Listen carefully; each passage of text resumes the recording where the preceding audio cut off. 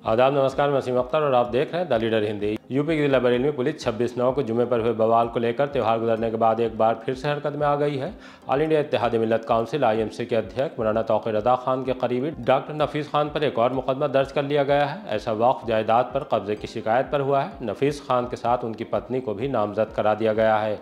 किला police ने मोहल्ला ज़ख़ीरा में जमात रज़ाए मुस्तफ़ा की मीडिया पर्सन मोइन खान के घर पर दोपहर में दबिश दी है। उनका नाम इंस्पेक्टर किला को हाथ काट लेने की धमकी से जुड़े मामले में खोला गया है। निदा खान के मौलाना और उनसे जुड़े लोगों पर लगाए गए आरोपों पर जांच शुरू नहीं हो सकी है। पुलिस को निदा खान की तरफ से लिखित शिकायत का इंतजार है। बारादरी पुलिस ने स्पोर्ट्स बाइक खरीदने के लिए स्मैक बेच रहे युवक को गिरफ्तार किया है। भैया दूज के बाद हादसों में 4 लोगों की मौत ने हिला दिया है। अगर सेना में भर्ती होना चाहते हैं तो तैयार हो जाइए। जल्द जाट रेजिमेंटल सेंटर में रैली होने जा रही है। आइए आपको ये और इन जैसी दूसरी बड़ी खबरों से रूबरू कराते हैं। जमात के मीडिया पर्सन मोइन के घर पर दबिश। दरगाह आला हज़रत से जुड़े संगठन जमात रज़ाए मुस्तफ़ा के मीडिया पर्सन मोइन खान के मोहल्ला ज़ख़ीरा स्थित घर पर किला पुलिस ने दबिश दी है। दोपहर के वक्त उनके घर के आसपास भारी फोर्स दिखाई दिया। बाद में साफ हुआ कि पुलिस मोइन खान को पकड़ने के लिए आई थी। उनका नाम उस मुकदमे में शामिल है जो IMC प्रवक्ता डॉक्टर नफीस खान के खिलाफ किला थाने में दर्ज किया गया था। आई लव मोहम्मद के पोस्टर उतारने को लेकर विवाद के बाद पुलिस ने एक वीडियो पर संज्ञान लिया जिसमें डॉक्टर नफीस खान किला इंस्पेक्टर के हाथ काट लेने की बात कहते हुए सुने जा रहे थे। इसी मुकदमे में जमात से जुड़े मोइन खान का भी नाम खोला गया है। जब पोस्टर को लेकर विवाद हुआ था तो वो भी वीडियो में मौके पर दिखाई दे रहे हैं। उनके घर पर दबिश को लेकर हमने किला इंस्पेक्टर से बात की तो इंस्पेक्टर सुभाष सिंह ने दबिश देने की पुष्टि की है। मौलाना के करीबी डॉक्टर नफीस पर एक और FIR। ऑल इंडिया इत्तेहाद मिल्लत काउंसिल के अध्यक्ष मौलाना तौक़ीर रज़ा खान और उनके करीबियों के जेल जाने के बाद अब कुछ और मामले भी सामने आने लगे हैं। आला हज़रत हेल्पिंग सोसाइटी के अध्यक्ष निदा खान के बाद अब वक्फ से जुड़े एक मामले में मोहम्मद कमर अख्तर ने मुंह खोला है। उनकी तरफ से IMC महासचिव प्रवक्ता डॉक्टर नफीस खान और उनकी बीवी फरहत बेगम पर मुकदमा लिखाया गया है। ये कहते हुए कि डॉक्टर नफीस खान ने वक्फ संपत्ति की फर्जी गिफ्ट डीड बनवाई और उस पर कब्जा कर लिया। ये वक्फ जायदाद भवनपुरी में वक्फ संख्या 26A के नाम से है जिसमें करीब 95 वर्ग गज का मकान और उसके नीचे दुकानें बनी थी। ये उनकी दादी नन्नी कुजड़ों की है जो अपनी मौत से पहले वक्फ संपत्ति उनके दादा साबिर हुसैन और उनके 3 पुत्र शाकिर हुसैन, जाकिर हुसैन व नासिर हुसैन के नाम वसीयत कर गई थी। मोहम्मद कमर अख्तर ने कहा कि उनके पिता शाकिर हुसैन को डॉक्टर नफीस ने विश्वास में लेकर वक्फ संख्या 26A वाली संपत्ति को वर्ष 1996 में 30 साल के लिए अपनी पत्नी फरहत बेगम के नाम लीज पर लिया। वर्ष 2022 में उनका पिता का निधन होने पर डॉक्टर नफीस और उनकी पत्नी फरहत बेगम ने धोखाधड़ी कर फर्जी कागजात तैयार कराकर वक्फ संख्या 26 की संपत्ति का अपने दोनों पुत्रों मोहम्मद नोमान खान और मोहम्मद फरहान खान के नाम गिफ्ट डीड बनवा दिया। पुलिस ने इस मामले में मुकदमा दर्ज करने के बाद कार्रवाई शुरू कर दी है। डॉक्टर नफीस खान और उनके बेटे फरहान खान इस वक्त जेल में हैं। निदा की लिखित शिकायत देने पर होगी जांच। ऑल इंडिया इत्तेहाद मिल्लत काउंसिल IMC के अध्यक्ष मौलाना तौक़ीर रज़ा खान पर गंभीर आरोप लगाने वाली आला हज़रत हेल्पिंग सोसाइटी के अध्यक्ष निदा खान अगर लिखित शिकायत देंगी तभी पुलिस उस पर जांच करेगी। निदा खान ने एक वीडियो जारी करके कहा है बवाल में शामिल मौलाना से जुड़े लोग फोन पर कॉल करके उन्हें परेशान कर रहे हैं, घर से बाहर आते जाते वक्त उनका पीछा करते हैं। वीडियो में मौलाना तौक़ीर रज़ा खान को लेकर भी उन्होंने बहुत कुछ कहा है। जब से 26 सितंबर का मामला हुआ है तौक़ीर मियाँ को अरेस्ट करने का, तो उससे मैं बहुत कुछ कहना भी चाहती थी, लेकिन ड्यू टू कंडीशन और सिचुएशन की बात करें बहुत सेंसिटिव मामला था और कहने से मैं भी थोड़ा हिचक रही थी। लेकिन उनके जो फॉलोअर्स हैं लेकिन वो नहीं हिचकते हैं किसी को भी कुछ कहने से और ना ही कभी डरते हैं। आप देखिए कि किस तरीके से मुझे कॉल्स रिसीव हो रही हैं उसके बाद से, जिसमें वो खुलेआम लाइव थ्रेट्स देते हैं। इस तरीके के नंबर आ रहे हैं, शायद नो कॉलर ID जो दिख रहा है इसमें नंबर डिस्प्ले नहीं होते हैं, ठीक है। इस तरह की कॉल्स मुझे रिसीव हो ही रही है, ठीक है।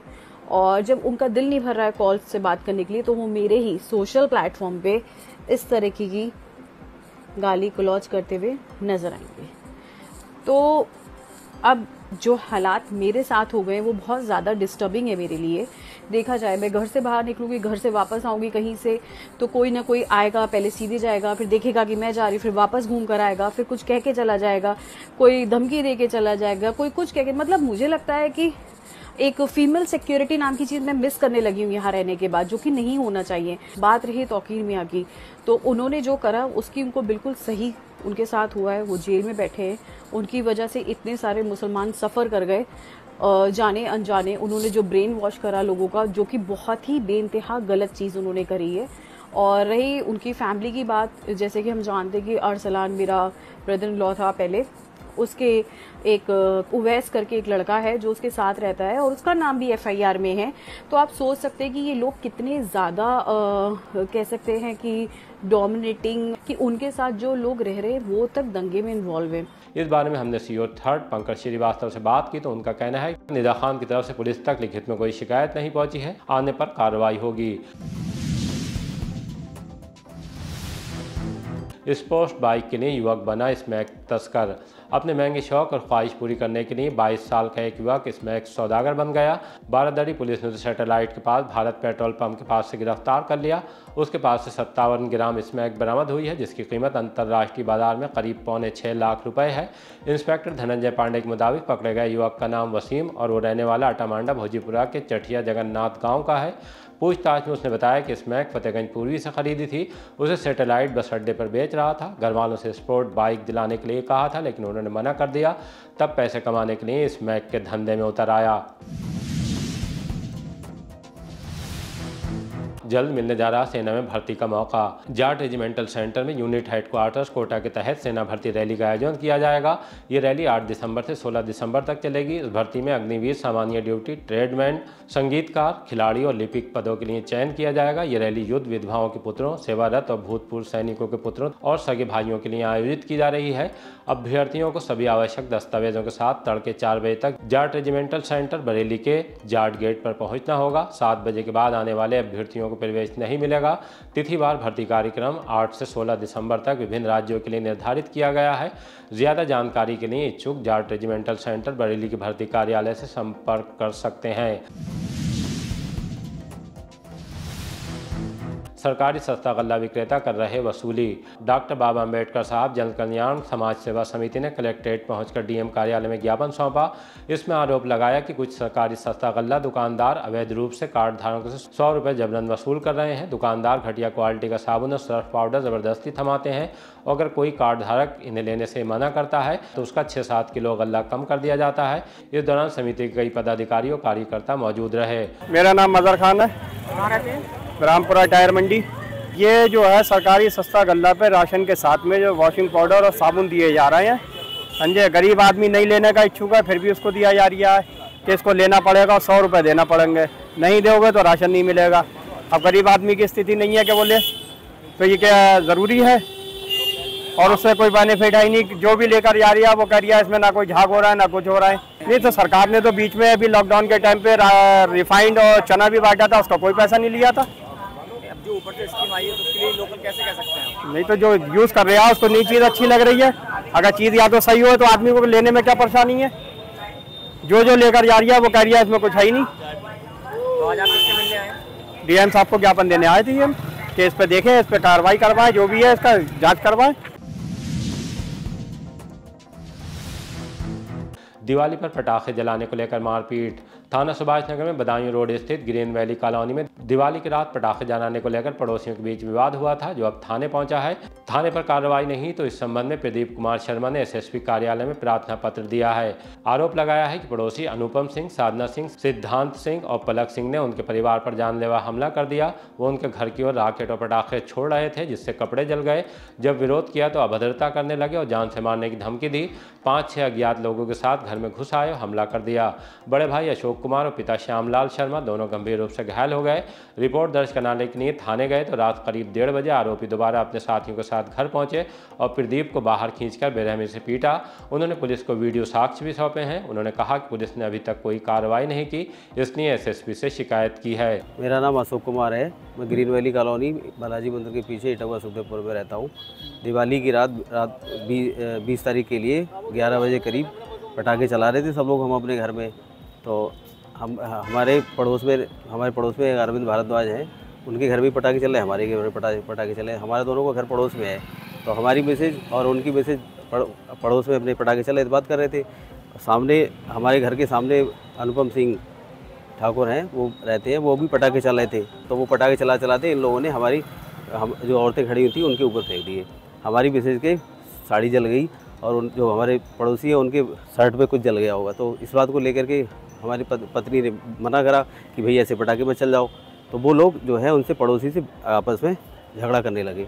तो झगड़ा करने लगे जब, तो हम वहीं खड़े हुए थे, तो हम बीच बचाव करने के लिए आ गए।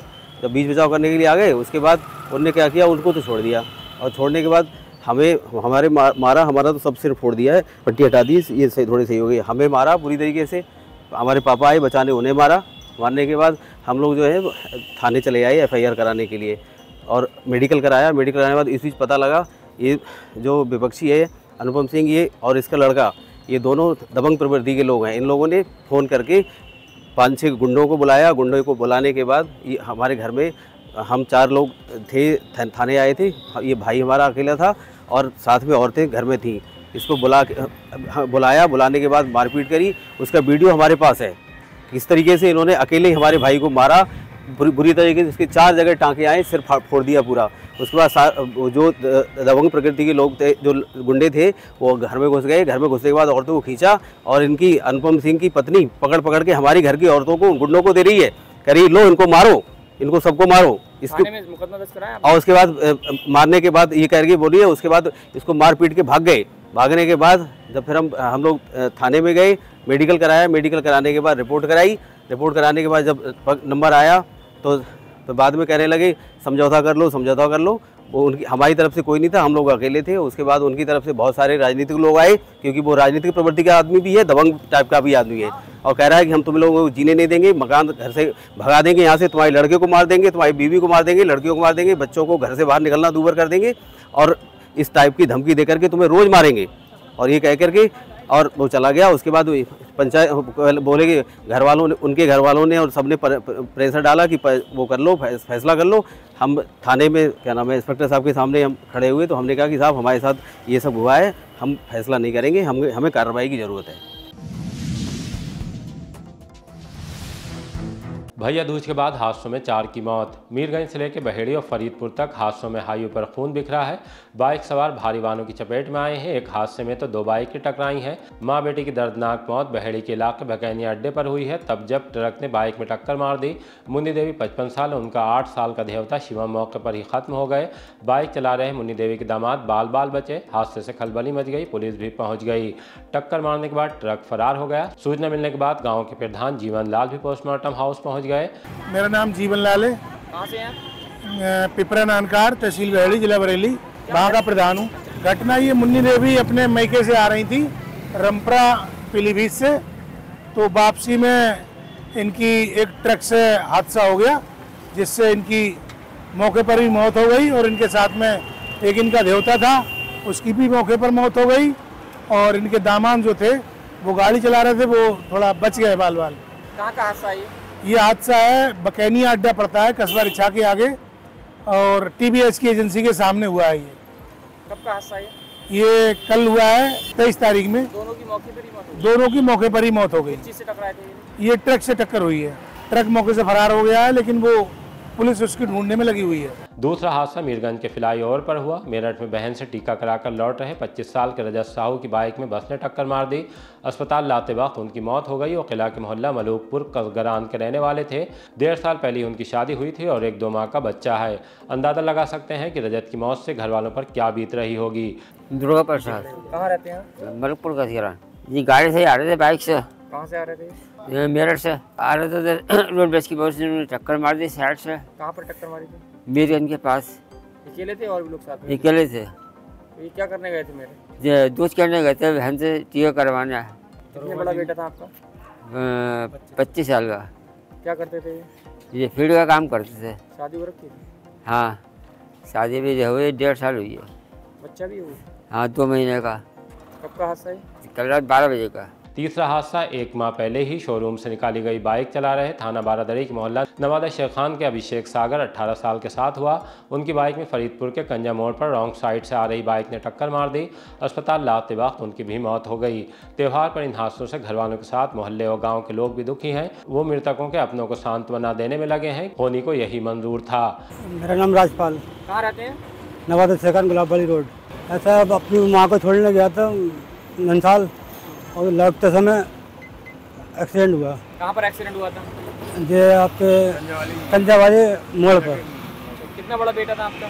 17-18 साल के आसपास लगभग में। कब बाइक निकाली थी आपने? 1 महीना हुआ है। किस चीज़ से टकराया था बेटा आपको? वो भी बाइक थी? वही बाइक थी। दोनों बाइकों की भिड़ंत हुई? मौके पे डेथ हो गई थी?